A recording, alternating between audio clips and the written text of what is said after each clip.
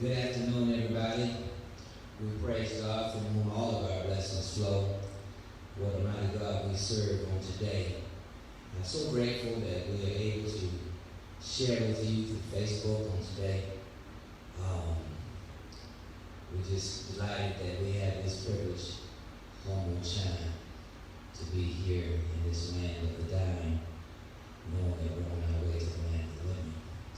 I ask that you would lend us your voices for a few minutes on the day as we just lift up verse 2 of this old hymn, a charge to keep I have.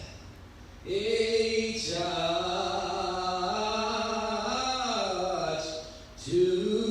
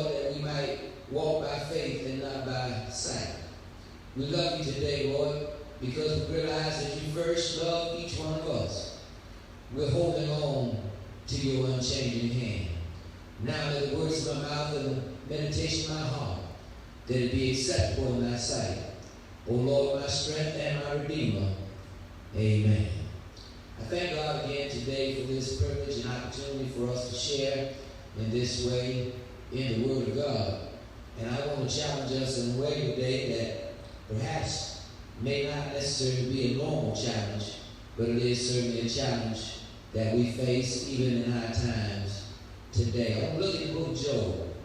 I'm going to read a lot more than I would normally read, but just bear with me for a few minutes. That'll help the sermon go along. Beginning at chapter 1, verse 1. We're going to look there for a few minutes. Amen. Book of Job. You all have read the book of Job. We read a lot of book about the book of Job. I'm going to read the first whole chapter, and I'm going to read the first 10 verses in chapter number 2. So get comfortable and share with us. There was a man in the land of Uz, whose name was Job.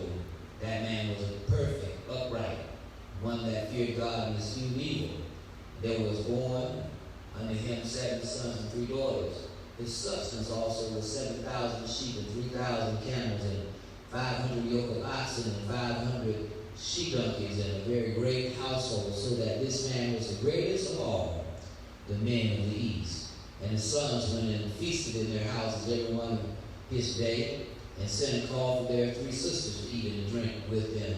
And it was so, in the days of their feasting was gone about, that Job sent and sanctified them, rose up early in the morning and offered burnt offerings according to the number of them all. For Job said, it may be that my sons have sinned and cursed God in their hearts. Thus did Job continually. Now there was a day when the sons of God came to present themselves before the Lord, and Satan came also among them. And the Lord said unto Satan, whence comest thou? Then Satan answered the Lord and said, from going to and fro in the earth, and from walking up and down in it. And the Lord said unto Satan, hast thou considered my servant Job, that there is none like him in the earth, a perfect and upright man, one that feareth God and escheweth evil? Then Satan answered the Lord and said, doth Job fear God for nothing? Has not thou made a hedge about him and about his house and about all that he has on every side? Thou hast blessed the work of his hand, and his substance increased in the land. But put forth thine hand now, touch all that he has, and he will curse thee to thy face. And the Lord said unto Satan, behold, all that he has is in thy power. Only upon himself put not forth thine hand. So Satan went forth from the presence of the Lord. And there was a day when the sons of his daughters were eating and drinking wine in the eldest brother's house. There came a messenger to Job and said, the oxen were plowing, and the donkeys feed by themselves. And the Sabians fell upon them and took them away. Yea, they had slain the servants with the edge of the sword, and I only am escaped alone to dare thee. While he was yet speaking, there came also another and said, the fire of God is fallen from heaven and has burned up the sheep, and the servants have consumed them, and I only am escaped alone to tell thee. While he was yet speaking, there also another, and said, the Chaldeans came out 3 bands and fell upon the camels, and carried them away, yea, and slain the servants with the edge of the sword, and I only am escaped alone to tell thee. While he was yet speaking, there came also another, and said, thy sons and thy daughters were eating and drinking wine, and the eldest brother's house, and behold, there came a great wind from the wilderness, and smote the 4 corners of the house, and it fell upon the young men, and they are dead, and I only am escaped alone to thee. Then Job rose and rent his mantle, shaved his head, fell down upon the ground and worshipped, and said, naked came I of my mother's womb, and naked shall I return thither. The Lord gave, and the Lord has taken away. Blessed be the name of the Lord. And all this Job said not, nor charged God foolishly. Again, there was a day when the sons of God came to present themselves before the Lord, and Satan came also among them to present himself before the Lord. And the Lord said unto Satan, from whence comest thou? Satan answered to the Lord and said, from going to and fro on the earth, and from walking up and down in it. And the Lord said unto Satan, as thou consider my servant Job, again, that there is none like him in the earth, perfect and upright man, one that feareth God and escheweth evil, and still he holdeth fast his integrity, although thou movest me against him to destroy him without cause. And Satan answered the Lord and said, skin for skin, be all that a man has will he give for his life. But put forth thine hand now and touch his bone and his flesh, and he will curse thee to thy face. The Lord said unto Satan, behold, he is in thine hand, to save his life. So went Satan forth from the presence of the Lord, and smote Job with sore boils from the sole of his foot unto his crown. And he took him potsherd to scrape himself withal, and he sat down among the ashes. Then said his wife unto him, dost thou still retain thy integrity? Curse God and die. from verse 10. But he said unto her, Thou speakest as one of the foolish women speaketh. What? Shall we receive good at the hand of God? And shall we not receive evil? In all this did Job not sin with his lips. God bless you. Thank you for sharing with us and so much of this passage of reading today, this in the Word of God. I'm going to talk about facing a crisis like Job.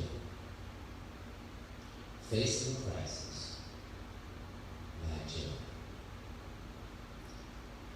Now, you can say that a crisis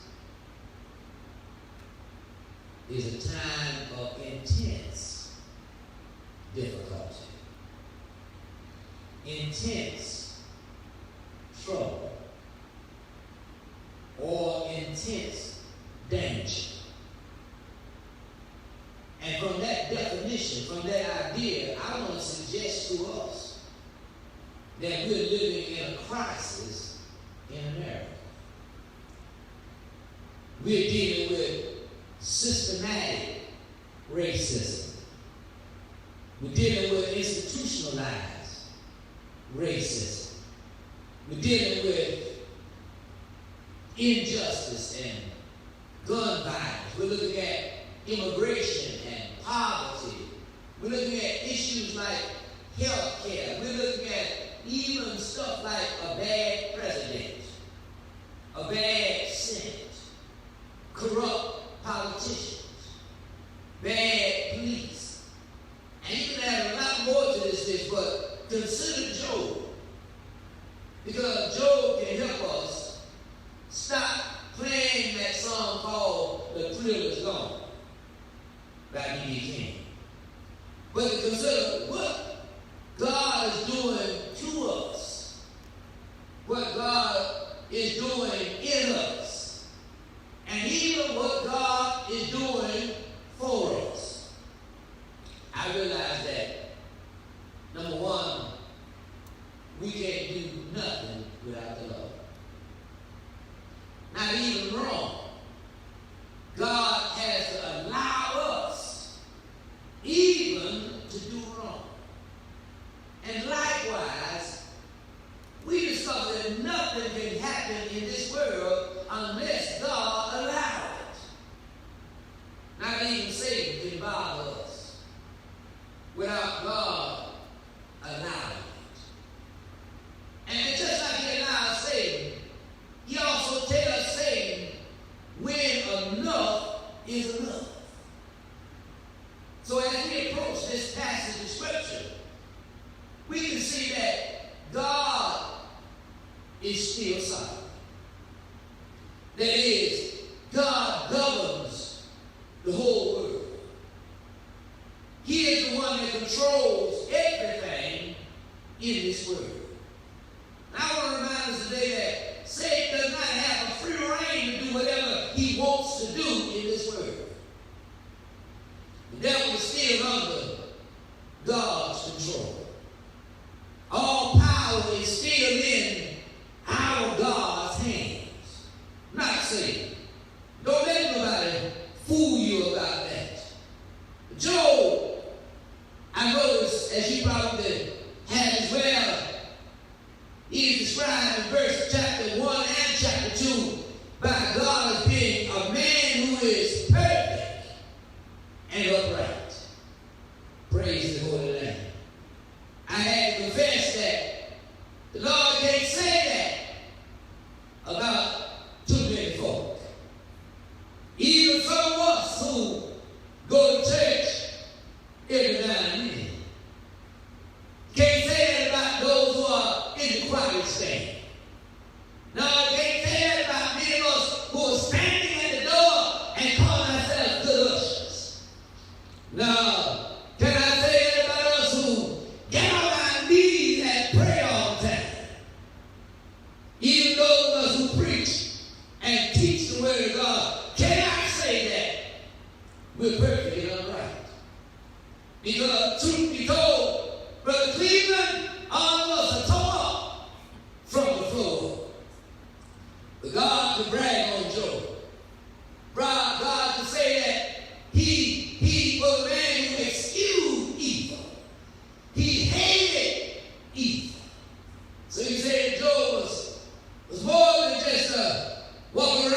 Jehovah's Witness. More than just one of these big deacons in the church, a big baller in the church. He was somebody who really, by his action, loved the Lord. You can see it not by how much God just blessed him, but you can see it, my brothers and sisters, by his relationship with God. God blessed Job. Job was a blessed man. God gave Job money. God gave Job material things. God gave Job a family. But I have to say that for now that he prayed and he had worshiped the Lord.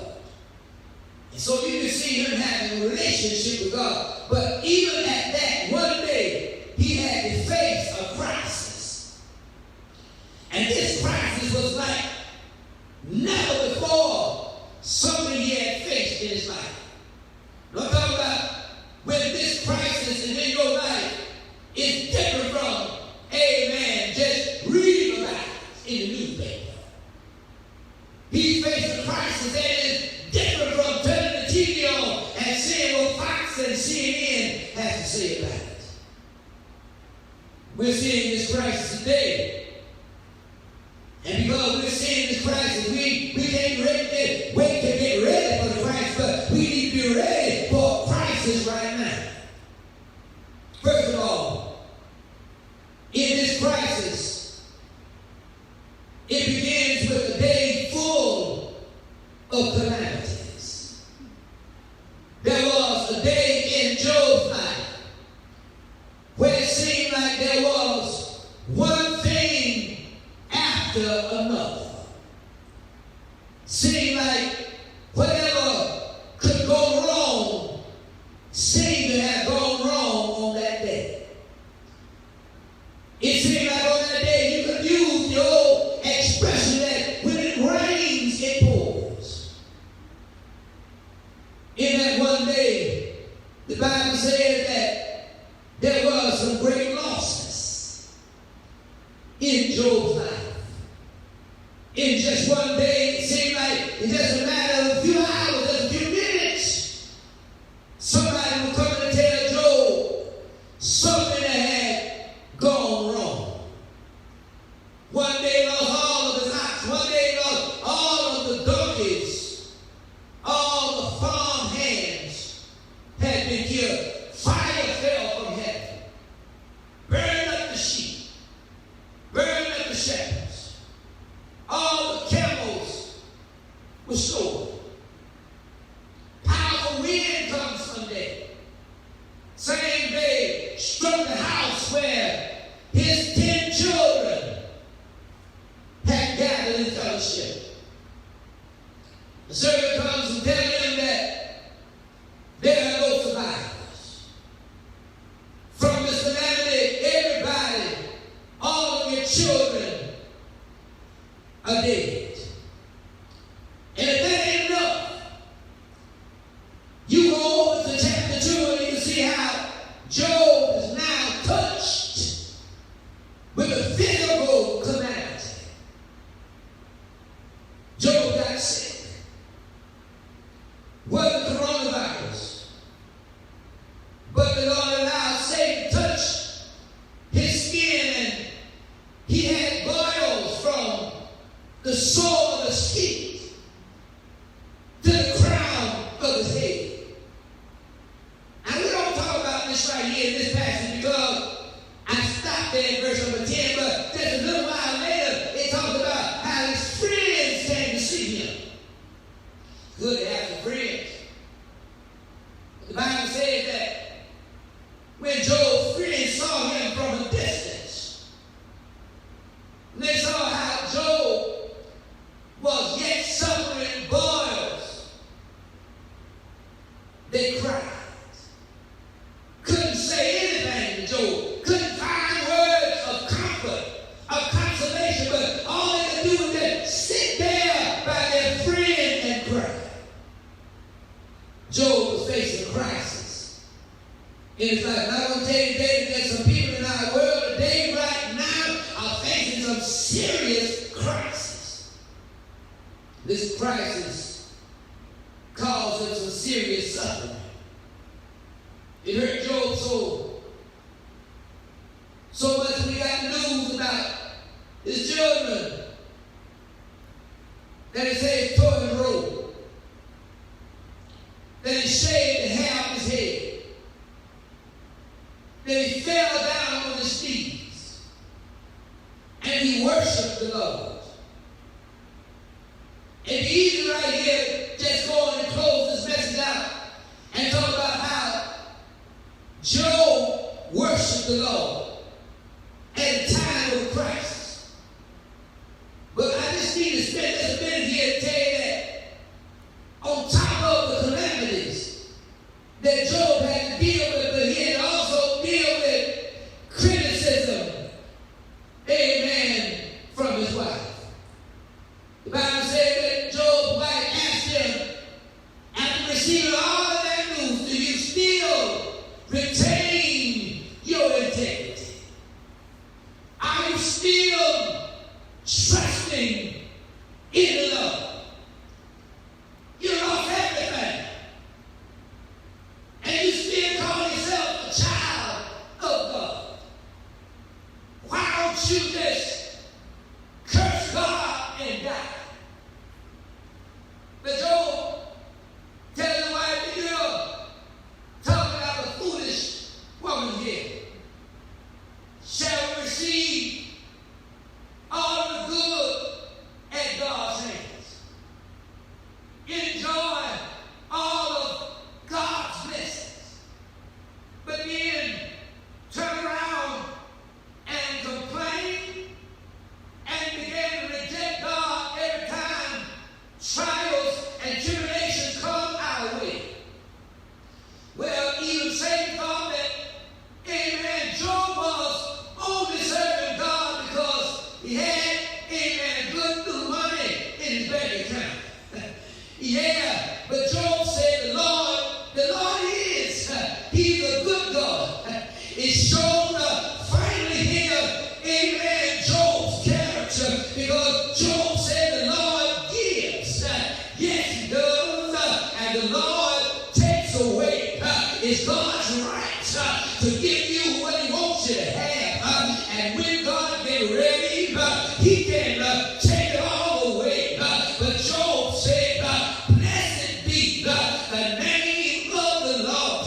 You see, the Lord will, he'll take care of you, because every now and then the wind will blow. I wish I had just every now and then somebody that will realize that the storms, they will rise, but you got to keep on trusting in the Lord. All of us will get tested. If you trust in the Lord, Abraham, they called him the father of faith. But Abraham one day was told to take your son named Isaac, and offer him as a sacrifice. God will, he'll test you. Moses and the children of Israel, when they got to the Red Sea, God tested them. He will make a way out of no way. Daniel found out that God will, he will test you in the lion's den. Did God do it?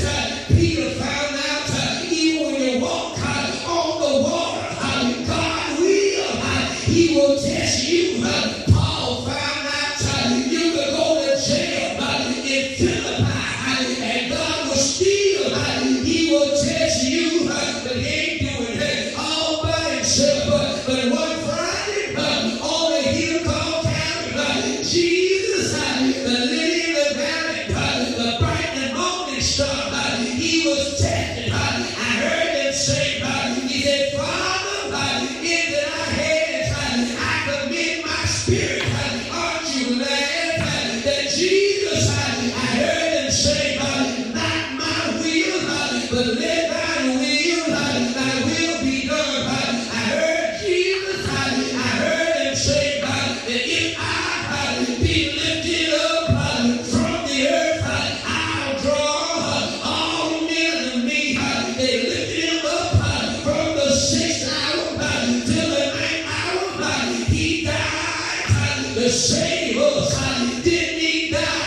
to save us. It was Christ on the cross. But Friday, he died. And on Saturday, he was still dead. On Sunday morning, he got up all power in his hands. God bless you today. So, as we face these crises, we can face them in a sense like Job did. Job had to deal with the fact that there were some calamities in life. We'll have to suffer. We'll see some of our loved ones leave us along this way.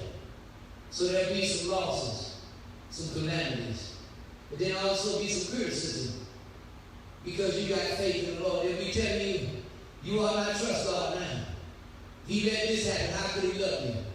But you to walk by faith and not by sight. But then it shows our character that we will be able to stand and stand in the name of Christ. The Lord is with us today. And I thank God that he's still by our side. The Lord is right there on the right hand of the Father. He's yet our advocate. And then he sent us a comforter. Someone who will keep us, someone who will reprove us, but someone who said he would never leave us. Let us pray. Our Father in heaven, hallowed be thy name. We love you today, Lord. Thank you for loving us. Thank you for giving us this wonderful gift of salvation. Thank you for your Son, Jesus Christ. And then, Lord, we thank you for the example of Job, how he was faced with this crisis that he knew not of. This crisis that you had talked with Satan over. But we thank you, Lord, for proving us and testing us, trying us. And yet, Lord, we know that one day, through these fires that we will go through, it will burn off our imperfections and we'll be more like Christ Jesus. Thank you for the First Baptist Church family of West Tampa. Bless us, Lord, in a special way. Keep us in your hands, Lord. Don't leave us alone. Help us to keep praying one for another. We ask, Lord, that you would keep your hedge of protection around us, even from the coronavirus. And Lord, we know that even if we get it, we know that you're still able, Lord, to sustain us, keep us. We know that you're our vaccine, you're our medicine, you're our doctor, you're our physician. And you promise not to leave us nor forsake us. And we're standing on your promises today, Lord. And we give you praise for that. Now we ask you to bless us all in the perfect, powerful, and precious name of Jesus the Christ, our Lord and our Savior. Amen. I love you today. God bless you. Look forward to seeing you this evening as we look forward to our Sunday school lesson. God bless you. See you then.